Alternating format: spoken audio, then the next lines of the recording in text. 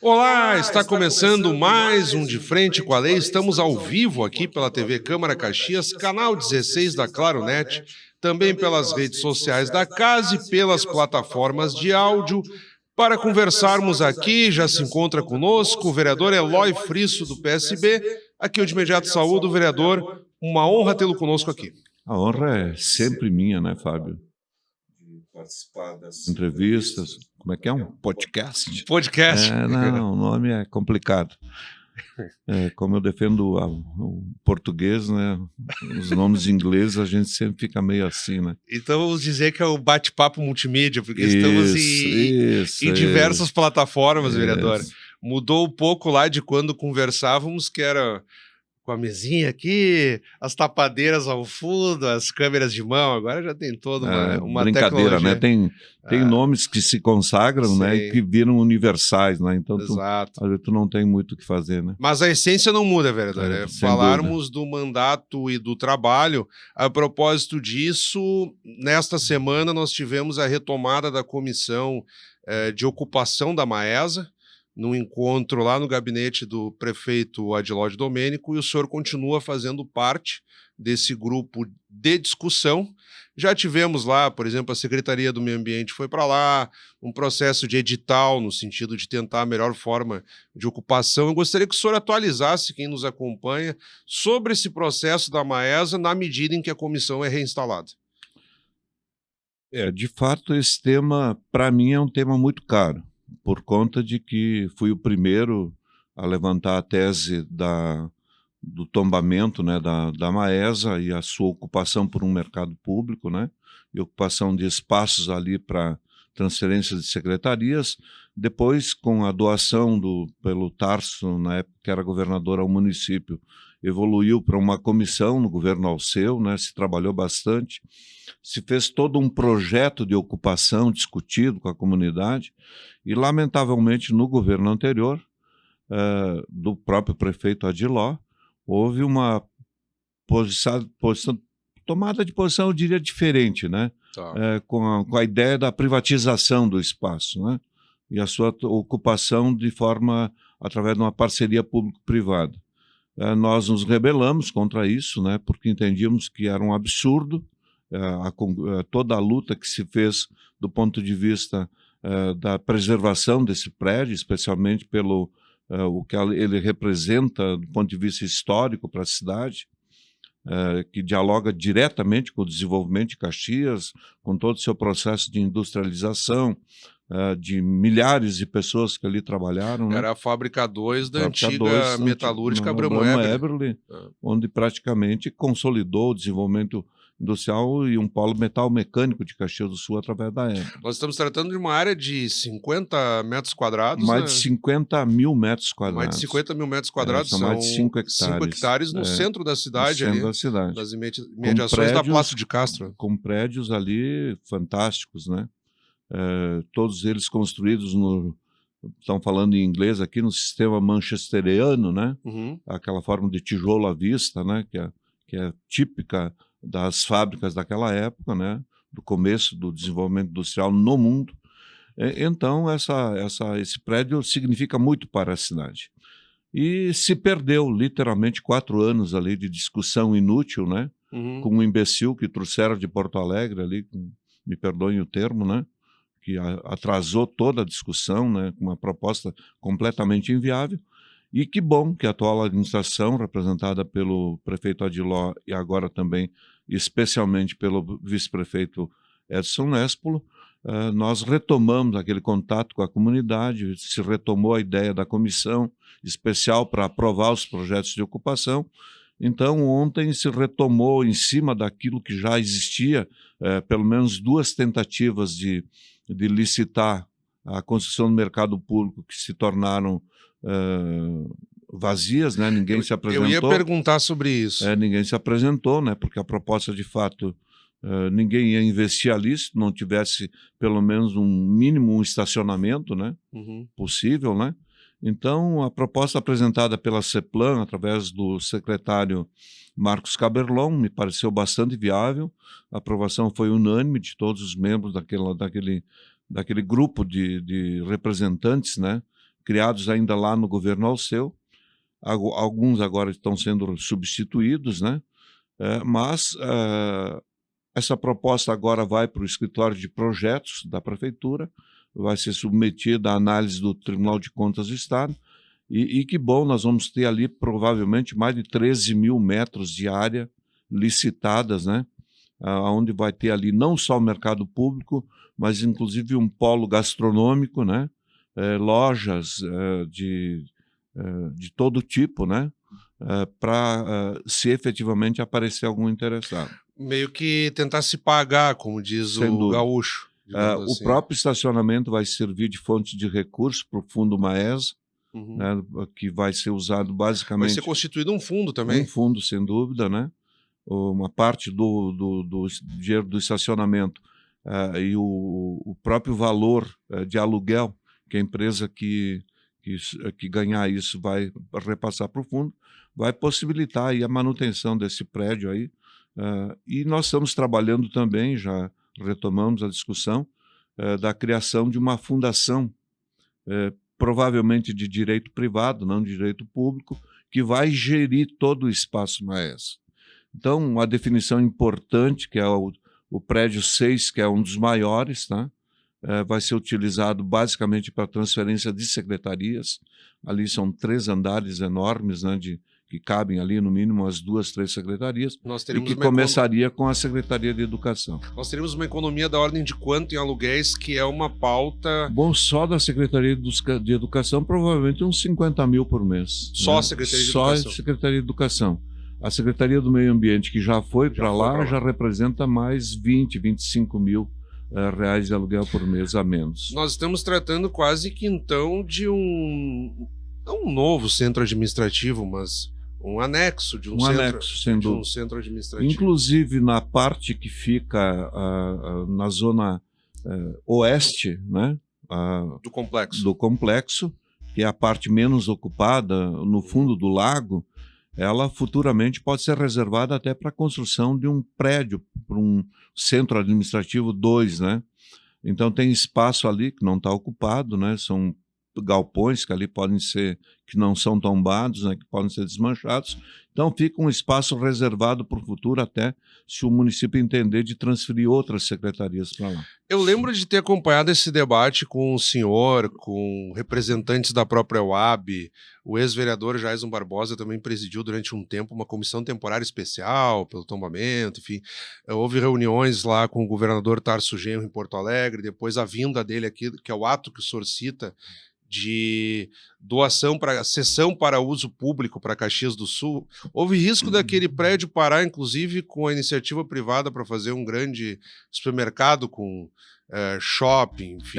Quando o governo Sartori foi procurado pela Procuradoria-Geral do Estado, que veio lhe apresentar uma proposta se o município tinha interesse em adquirir a parte antiga da Maesa, porque ia ser fracionada ao meio ali na Vereador Mário Pesce. Aí é que tá.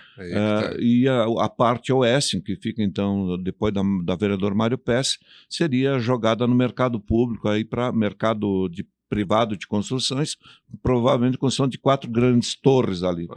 E a proposta, se a prefeitura não tivesse interesse, um grande supermercado já tinha interesse em ocupar a parte antiga. Eu lembro disso. Acho que com a nossa mobilização, essa proposta foi para o espaço, especialmente pelo tombamento patrocinado pela UAB. Aqui na Câmara, aí que tá. Aqui na Câmara também nós fizemos um pedido de tombamento, né? À época o falecido presidente Marcos Daneluz era o presidente, eu fiz o pedido de tombamento, e a partir dessas discussões é que o desiderato disso tudo, a conclusão, foi a doação pelo governo do Estado, aí já o Tarso Genro. Participei da comissão instituída pelo governador Tarso Genro, eu e a secretária de Cultura, Rúbia Frisso, à época, né? Sim, eu lembro que participou de todas essas discussões. Ela até fez um livro disso. Então acabamos com esse final feliz.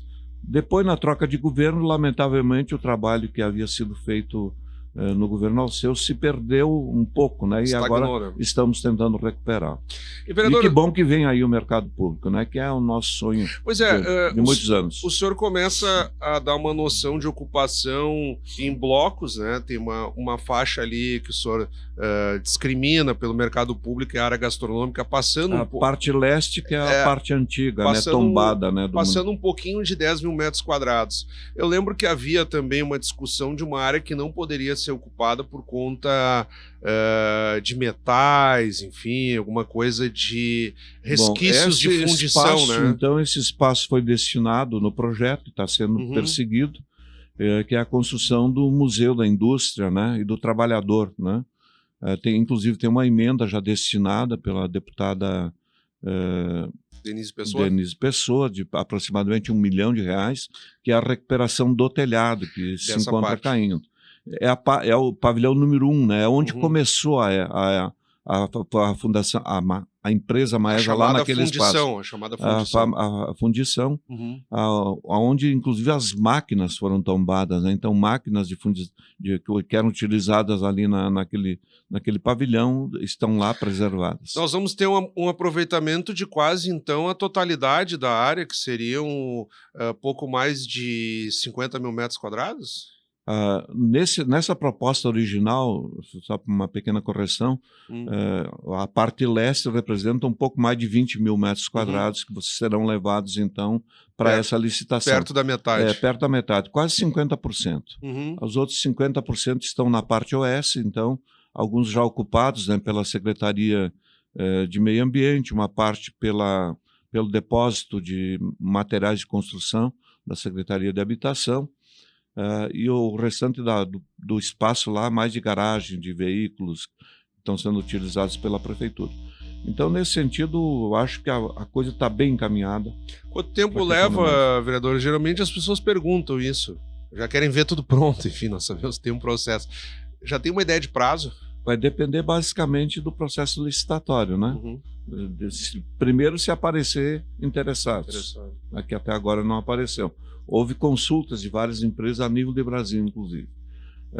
Vamos estar na torcida de que o prazo dado pelo vice-prefeito é até o final de junho para resolver esses problemas aí com a análise do Tribunal de Contas e, no máximo, mês de julho já se relançar, então, um edital. Nós tratamos aqui de um forte protagonismo do movimento comunitário nesse debate da Maesa, isso aí, quase 15 anos de luta, praticamente.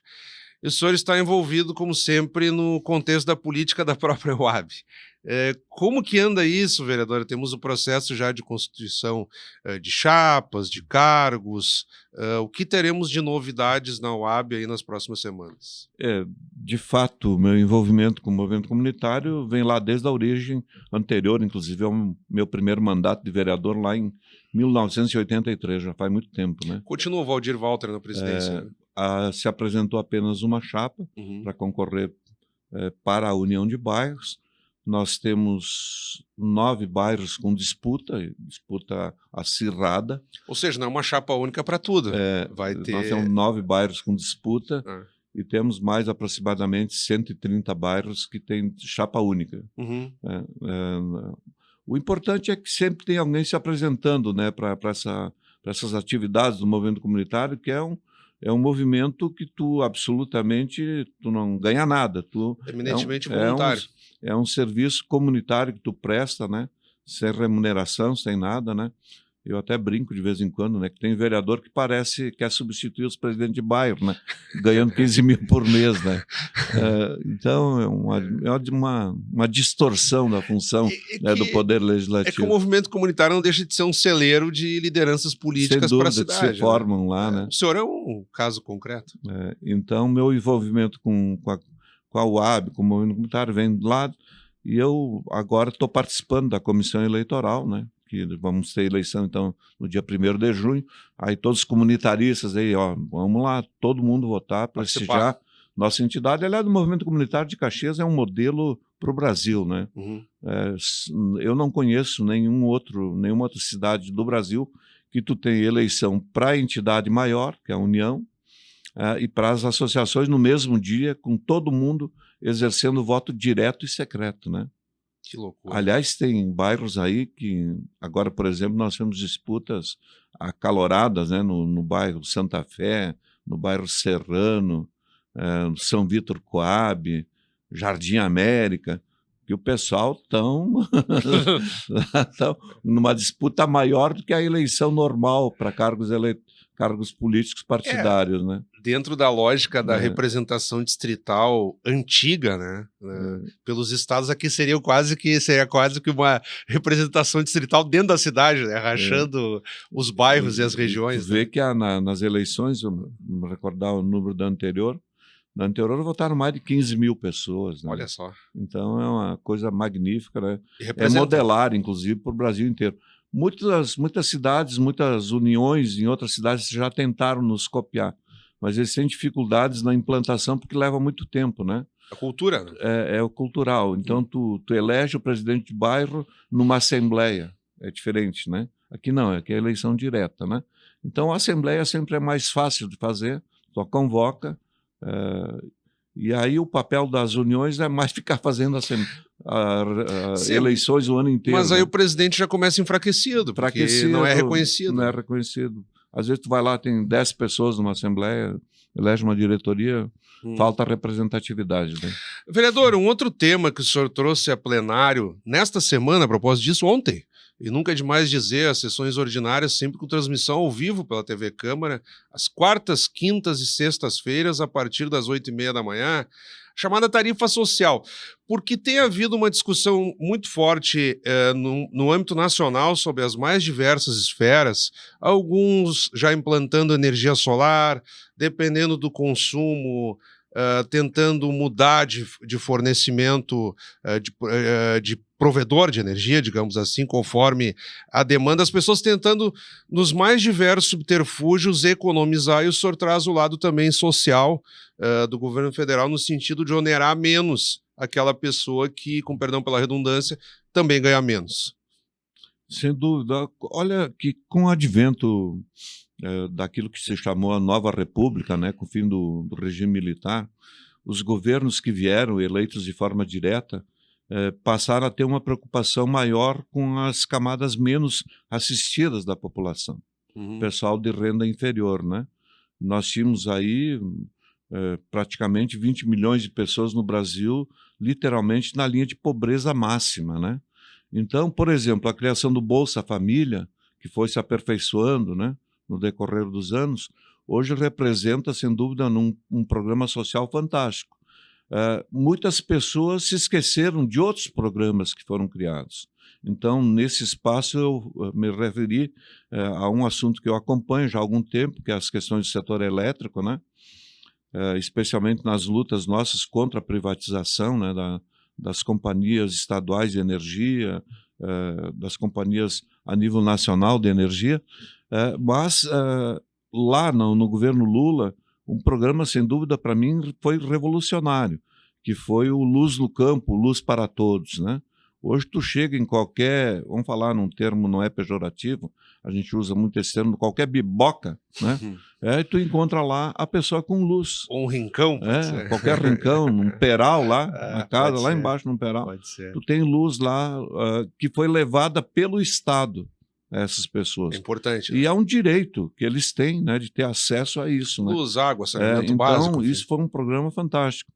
E ontem, acho que o presidente Lula, o seu vice Alckmin, ministro de Minas e Energia, anunciaram a edição de uma medida provisória interessantíssima, né, que estabelece a gratuidade para todos aqueles consumidores até 80 kW. Isso representa 60 milhões de pessoas.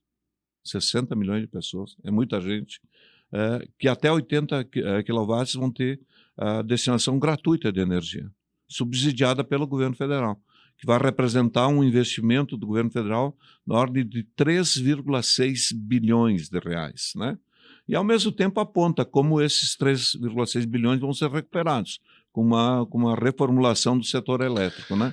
Então, isso, para mim, representa, sem dúvida nenhuma, um avanço fantástico, né? Eu, quando fui diretor do SAMAI, a gente se deparava todo dia, né, com esses problemas das famílias de baixa renda que não conseguiam ali pagar 40, 50 reais de água, né? Vereador pouco. E aí instituímos lá também um programa no mesmo sentido. Vereador Frias, não quis interromper seu raciocínio, temos aí poucos segundos, no que eu devolver a palavra ao senhor, já aparecerão na tela os seus contatos para o envio de críticas, sugestões ou elogios, o espaço é seu para uma breve despedida. Se me deixarem falando, sabe que eu falo a manhã inteira aqui, não tem problema nenhum. Estou agradecido, Fábio, a toda a equipe aqui que está produzindo esse podcast, sem dúvida um grande avanço nos contatos aqui da nossa Câmara. Até a próxima. Mais uma vez, muito obrigado, vereador. A honra, como sempre, é nossa. Acabamos de conversar aqui, então, com o vereador Eloy Frisso, do PSB. Obrigado pela audiência. Até o nosso próximo encontro.